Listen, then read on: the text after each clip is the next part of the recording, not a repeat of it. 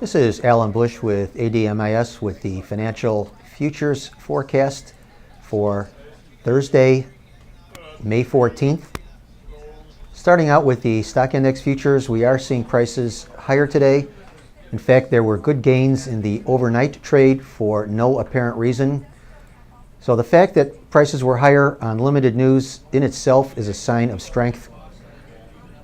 However, with the 730 producer price index coming in at a negative number when an increase had been expected, that's suggesting that the Fed will be delaying an interest rate increase. That brought in some additional buying into stock index futures. So basically we are knocking on the door of new historical highs for both the S&P and the Dow. I would expect follow-through gains today from these higher prices. Longer term, still looking for further gains. And in fact, I think the strength that we're seeing in stock index futures is likely to be across the board in all of the major indices. Now, moving over into the currencies, seeing the dollar index declining to almost a 4-month low. There was weakness in the overnight trade on very limited news, but follow-through weakness when the U.S. producer price index came in at a negative 0.4 print versus estimates of a small increase. So apparently there is no inflation or very limited inflation, that being a reason for the Fed to delay raising interest rates. And that, of course, then is bearish for the dollar index. We would expect to see further weakness in the greenback longer term. Higher prices in the euro currency, even though we do have the ongoing discussions between Greece and its Eurozone creditors. And we are seeing higher prices in the pound after London home prices coming in at a 10-month high, according to an index that was reported overnight. Also seeing some gains in the commodity currencies, the Australian dollar and the Canadian dollar.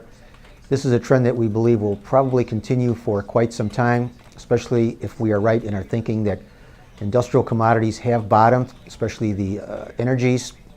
Even some of the base metals have done extremely well that we don't really talk about that much.